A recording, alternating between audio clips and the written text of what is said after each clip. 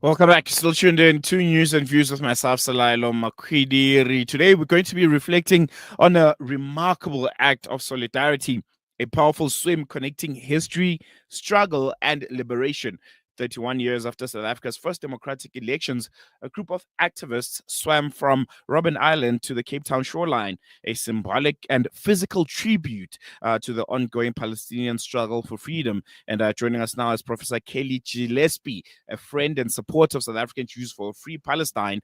Professor Gillespie was one of the courageous swimmers who took part in this historic Robben Island to shoreline swim for Palestinian liberation. And she's here to share her experiences, the meaning behind this act, and why solidarity movements like this are critical today. And she's joining us via a virtual platform. Prof, thank you so much for joining us. Welcome to Salam Media again. This is a report back because the last time we were talking, you were getting ready, prepared for this, amazing tribute to Palestine and to raise funds for, I think, what at this point we can all agree is one of the worst, moments in human history. How has it been? How was the swim? And did you fulfill your goal? Thank you, Salero. Thank you for having me back on. It's really lovely to be here. I'm honestly, I'm a bit slammed. It was an exhausting day. On Sunday, we left early in the morning. We had to check in at the boat at around 7 at the harbor, at the Cape Town harbor. And then we had some beautiful prayers. We had an imam. We had a member of the South African Jews for a Free Palestine community, a lay rabbi. We had a member of the Christian clergy doing prayers for us as we sent off. It was really beautiful. It was like the best of the religious traditions, all of the religious representatives very committed to an interpretation of religion as justice, not as violence, not as conservatism, but as social justice. So we felt very blessed when we left. We had a boat take us out. There's a whole other story to be told about the boats, which I hope you'll have on your show. We had the boat company cancel on us a few days beforehand, saying that they weren't entirely sure about the politics of the event. So we're very aware that there could have been Zionist influence in an attempt to sabotage the swim. We're still trying to figure out the details of why the company canceled on us. But that's a story for another time. But amazingly, because of the incredible support for the swim and the amazing organization that is Gift of the Givers that we were raising money for, we managed not only to source new boats and get the permit for the crossing at the last minute through for the swim, because it's a channel for the ships to come in and out of the harbor, so you have to have special permits. And this is partly why it was so strange that we were cancelled on at the last minute. I think they were banking on the fact that we couldn't get the permit in quick enough time. But luckily we have a good government that supports Palestine and really supported the swim. So we managed to, at the last minute, save the swim and get out on the boats early. It was very emotional on Freedom Day to be traveling out from the harbor towards the island. It was an absolutely beautiful day. Imtiaz Suleiman, who is the head of Gift of the Givers, was absolutely convinced that everything worked out and the weather was beautiful, because it was an act of pure intention, and Allah was watching and providing on the day. It was really an extraordinarily beautiful day in Cape Town on Sunday, and we were worried because the water had been extremely cold earlier in the week. And so we were sort of hoping that it would warm up, because it's quite dangerous to swim in the cold, especially for those of us that weren't swimming in wetsuits. Some of us were in what we call skins, which is just a cozy and a cap and goggles. And so the water heated up, not quite as much as we would have liked, but it was pretty good. So we took the boat out to the island. It was amazing to see the island on Freedom Day and just be mindful of how important that place was in the history of the liberation struggle of our country. And we had all spent the night before resting and meditating really on the significance of the island and linking the island to the Palestinian struggle. And one of the things that was so beautiful about the swim was that we knew that on the beach waiting for us was several people who had actually been incarcerated on the island. In particular, my very dear comrade, Marcus Solomon, was there. And so, he was on the island for 10 years with Neville Alexander and other really wonderful activists in the 60s in South Africa who were some of the first to begin the armed struggle in South Africa against the apartheid regime. And so to be right by the island, to be able to see that prison, and then, jump in that freezing water and start swimming was quite something. We were in relay teams, so there were 10 of us swimming, and we were in teams of 3 or 4 as we went. So, the first 3 jumped in at the island and started swimming, and they were hauled up onto the boat, and the next team got in, and we just carried on like that. There were swimmers of different abilities in the water. So sometimes the swim went pretty fast, sometimes the swim went pretty slowly. We had to make sure that we got to the shore at a particular time, because there was a group of swimmers that were swimming out to us from the shore to come and meet us, and then we were all going to swim back together. So there were 10 of us from the island, but another about 15 less strong swimmers, but who really wanted to participate.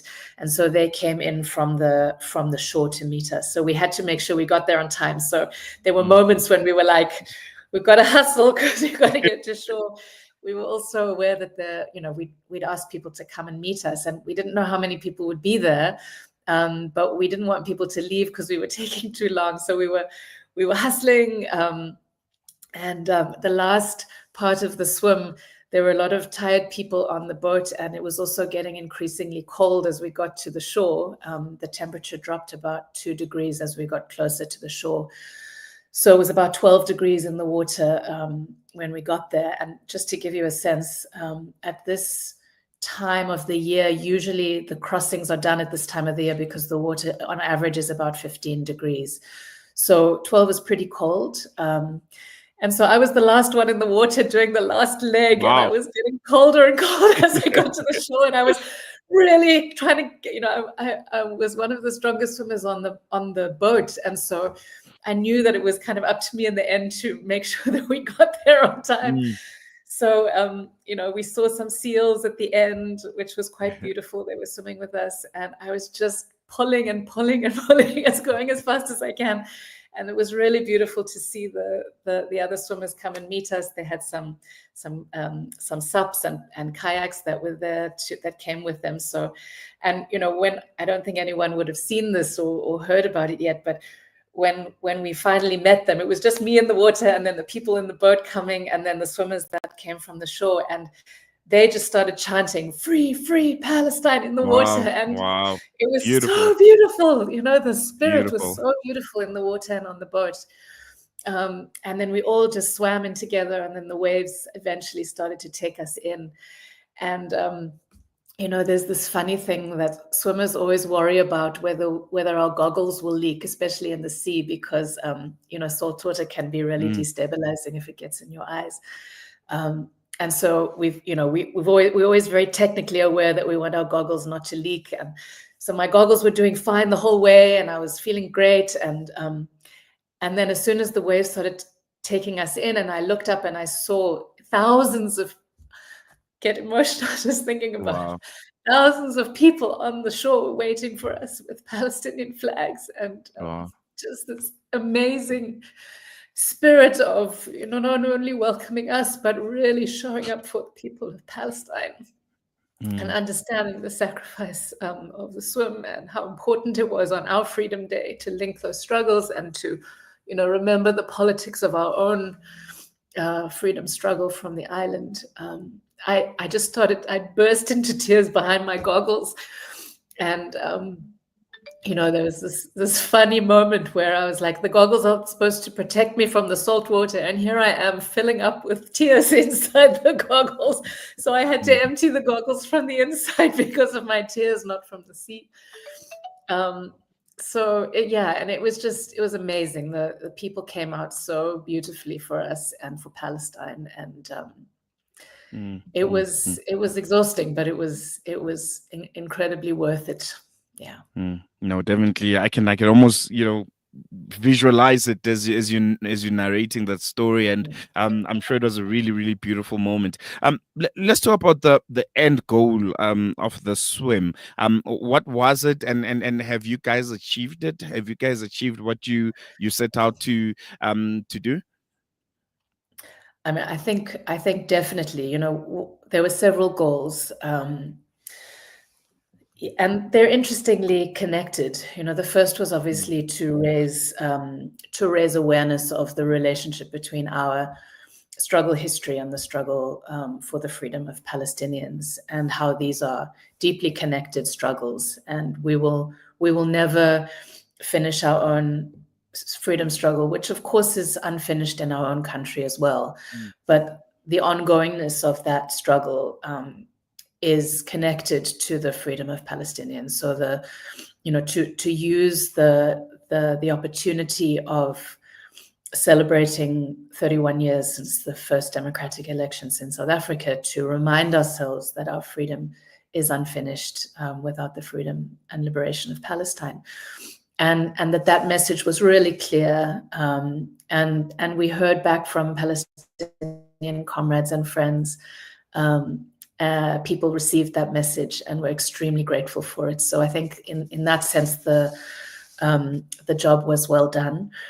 The other thing that we really wanted to do was raise money, and we had a target of R500,000 to give to the Gift of the Givers to take directly to Palestine.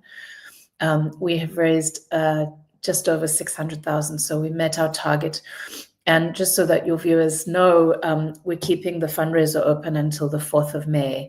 So if they'd like to go on and contribute something to that money, Gift of the Givers has assured us that money will go directly to political aid and relief for the people of Palestine. So that was successful. And then I think, something that we also were holding in mind is that part of the unfinished business of our own struggle in South Africa is that the sea and the beaches remain spaces that are understood by a lot of white South Africans as being their domain or their preserve, even though the beaches have been made public and everybody is welcome after they were segregated for so long. The sea and the beaches, because of that history of keeping Black South Africans away from the beaches, the sea is not a place that has been particularly welcoming or open to Black South Africans to really enjoy and understand and engage with. And there's been a lot of really beautiful work done in Cape Town by people who understand themselves to be decolonial ocean activists and organizers to try and think about how to allow for Black South Africans to re-engage with the sea, to re-engage with the oceanic, to re-engage with the beach and not be afraid of it and not feel excluded. And so, from small groups of Black women who've been going to the sea to learn how to swim in some of the tidal pools around Cape Town, to groups of Black kelp divers who've been trying to reclaim a deep ancestral link to the sea as a place of harvest, of sea creatures and food, and even the kelp is very nutritious. So there's been an attempt to try and rethink that pre-colonial relationship to the sea, and so part of our journey was about because we were a largely Black group of people who were in the water swimming, and that's partly what made it so extraordinary as a crossing, is that I was, I think, one of two or three white people, but the rest of our group is not white. And so, it was quite a radical act for us as South Africans to have that group in the water doing that crossing together as a collective, across ability, race, sexual orientation, religion, for Palestine. So again, I think that's ongoing work that we will continue to do together as we move forward. No, very, very beautiful initiatives there, Prof. Just in closing, you mentioned that the domain for people to contribute is still open. How do they go about this? How do they access you guys? And are there other plans, other swims, other initiatives on the way? Thanks, Alero, for that. So givengain.com, GIVENGAIN.com, Give and Gain. If people go onto that site and just enter Robben Island, they'll be able to find our site. You can either give directly to Gift of the Givers if you click the charity button, or you'll see the list of swimmers listed as champions, and you can contribute to one of the swimmers. And it would be really wonderful if people had some money left at the beginning of the month to contribute. All that money, as we say, goes with our very, very responsible organization, Gift of the Givers, who are diligent in making sure that money stretches and goes to the right place. So please give freely if you can. The other plans, yes, as soon as everyone got off the boat and it was such a wonderful crossing, and the spirit on the boat was so beautiful. Now people are saying, maybe we should swim around Cape Point. Maybe we should do the False Bay crossing. Whoa. The Palestine Solidarity organization that supported the swim, the PSC, they're thinking of doing one every year. I don't know where it will go right now. We just have to recover because we're very tired. I can imagine. But certainly the work is ongoing. I mean, I just was reading the news this morning, and there are, the crisis in Gaza remains. The crisis in the West Bank is escalating. Israel keeps blocking humanitarian aid. So it's, the Gift of the Givers will, as soon as they can, take that money in and help to rebuild hospitals and make sure people have food and fresh water. But the politics of getting that kind of aid in is complicated and remains so. And people are still dying, and so we must continue to commit, bank our gains, appreciate the solidarity that we've offered, and stay focused on the task of the liberation of our Palestinian brothers and sisters. No, definitely, Prof. Thank you so much for giving us your time, and thank you, for the role that you're playing. I think, that understanding of South Africa and Palestine and just how we are interconnected is one that should always be raised. There's this quote by Nelson Mandela which is used all the time, and I hope it continues to be used until people think it's redundant, but it will never be redundant. We're not free until the people of Palestine are free, and I think that goes without saying.